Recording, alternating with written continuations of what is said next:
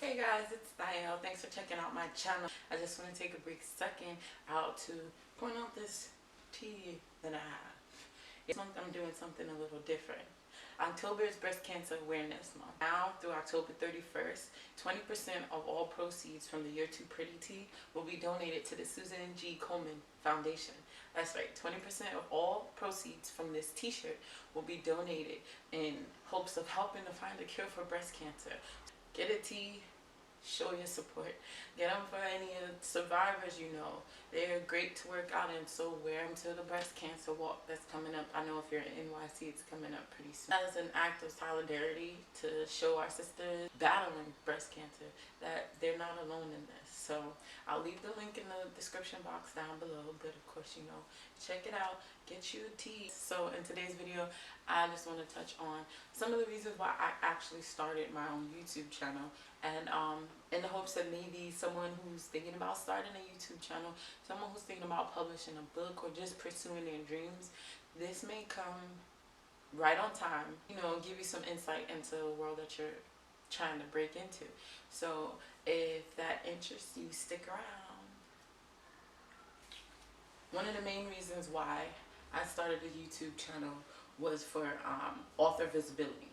Now, I was like a lot of you guys that my time on YouTube was mostly spent as a viewer.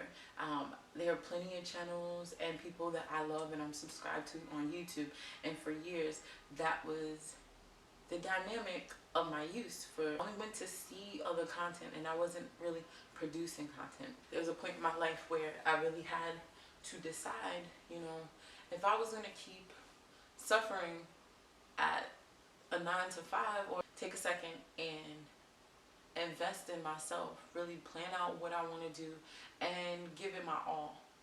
And in doing that and giving it my all, I want to be able to do is say that I at least tried, you know, tried and it didn't work. It's better than wondering, spending the rest of your life wondering, well, what would have happened, or waiting for the perfect moment.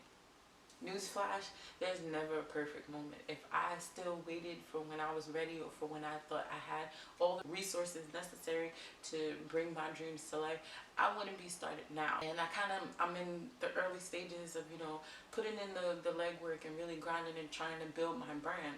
So just imagine if I started 2 years from now, that's a lot of time lost that I could have been using. I started it really just as a self-motivator, like, get started, get out there. I didn't have a camera, I didn't have any ideas. I just knew that to be an author and to have this author platform that so many people speak of, I needed to diversify myself and be available on numerous platforms. So naturally it started with Facebook and Twitter, and on Instagram. I tried Pinterest, can't really get into Pinterest. All my bosses are on LinkedIn. Went all across the board with all the social medias, developed my personal website, and then when it came to YouTube, I just couldn't figure out a strategy, what to do. I started this channel with no idea how I was going to do it, but I know that I wanted to spread my poetry with everyone. So I wanted to make my poetry more YouTube friendly. You get what that means? So I was looking for a way to captivate audiences and to find new subscribers and customers who love poetry but wouldn't necessarily want to sit and read my book. I have a book, Pause for the Cause. This is an old beat up copy of my book. This copy has been through everything with me. You can see I edit, and yeah. So this copy is my own personal copy. For the poetry readers who didn't necessarily want to sit through 60 poems in my collection, I had to find another way to get them. Another way to grab their attention and make them want to read this book. So as a result, now I see years later after I published the book, it's been almost 2 years. A lot of people tell me, you know, it's like, oh, I wasn't really that into poetry, but you made me a believer, or it was your words that, you know, really got me back into poetry or inspired me to start writing. So me trying to find a different medium to redirect back to my poetry, and that's what happened with YouTube. When I finally decided to get serious about developing my author platform, YouTube kind of fell to the back burner. I made sure to develop all my social medias and to get my website to where I wanted it to be, but my YouTube channel kind of just stayed at the same place. I was just throwing up videos, you know, just have content. They weren't very good. Though at the time I thought they were excellent. And some of the videos, though a bit rough around the edges, I still love them. You should go view every video on my channel right now. So I got a bit discouraged when the first few uploads, you know, weren't getting any traction. They weren't getting any views. And then I had to reevaluate and go, hey, wait a minute. Well, why do we think I'm not getting any views? And naturally, it was because I was doing zero promotion. I wasn't spreading the word out. I just kind of had the mentality like, this is great, and if I put it out there, people are going to see how great this is, and they're going to want more of it. When I see now, I was looking at it from more of a writer's perspective, and that, you know, you write and you kind of write for yourself, but you write for your audience in mind. And then once you have the finished product, it's just kind of like, well, I'm done with it. It's now out in the world. Here you go. But when the world isn't receptive, it can kind of weigh on everything. So I originally started watching YouTube for like tutorials, makeup tutorials, hair tutorials, do it yourself, thrifting. Then I slowly kind of creeped towards like video games and movies, so my interests are like all over the place. And I stumbled upon, I was looking up, you know, poetry. So it's always smart to see like what your competition is doing. So I went and I searched for some poetry videos, and that's when I'm in love with these two, and I'm still big supporters of them. If you don't know, go and check out, you can search for Sully Breaks and Kai Davis.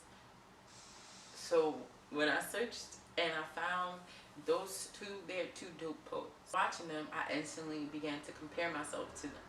So I'm comparing myself to what they're doing, and now I feel inadequate because they've been at it a lot longer than me, so their following is a bit larger, or they have more money at their disposal, so the quality of videos and content and just everything is better.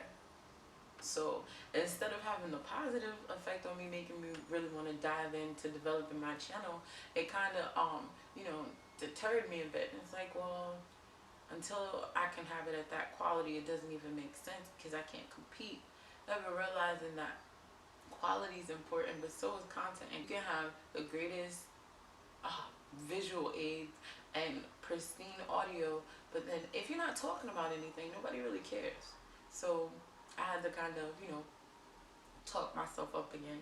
And this time I went and revisited those pages, my competition, and instead of comparing myself, I studied. So I studied what they were doing, what was working for them, or what appeared to be working for them, and then I came up with a game plan. How can I make those same things work for me? And I tried to come up with a schedule, you know, an outline, so I get an idea of how long it would be before I would start seeing some results. Now, my channel's still growing, and I'm willing to grow with it.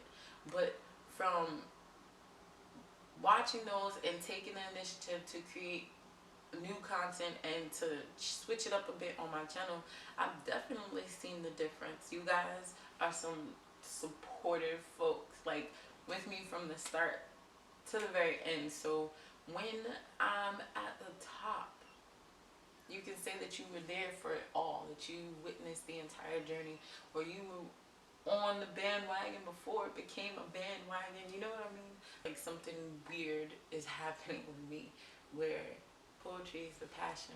So what developing my YouTube channel has actually done for me is that it's actually made it very clear that I want to pursue my writing full time, and this may be a medium to help me do so. That may not have been a goal initially when I first started my channel, but as time progresses and things change, your goals should change as well. I decided to really buckle down and to give it a go. That's when I started thinking of concepts, conceptualizing. What can people expect when they come to my channel? What can people look forward to? What things should be synonymous with Dayelle? And so once I started thinking about those types of things, the layout and the design for the content, and how, even down to the music, everything kind of just fell into place. Because in developing my brand, I'm still very much being myself. It really made me kind of settle down and focus, do a lot of self-reflecting, to be honest with myself. Who are you? And is that who you want to portray to your YouTube audience? These are a lot of decisions that go into developing a YouTube channel. This is not by any means an easy thing to do. Not if you want to be successful at it anyway. What keeps me going? It keeps me going. Those same early uploads that I was telling you about before, a couple of years later, I see that they're picking up traction and they're getting views without a promotion. But I'm seeing the more videos that I uploaded, the more content I put out there, and using the right tags, that made my videos more visible. And making my videos more visible, that was driving more traffic to my channel. I actually realized that it was people who were supporting me who I didn't know.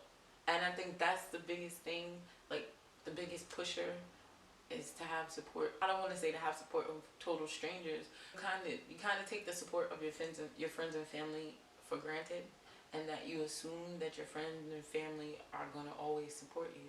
So when you have the support of a total stranger, someone who owes you nothing and has nothing to lose, it's a feel-good feeling, because now that means it's your work, it's your talent, and it's your content that's bringing them back.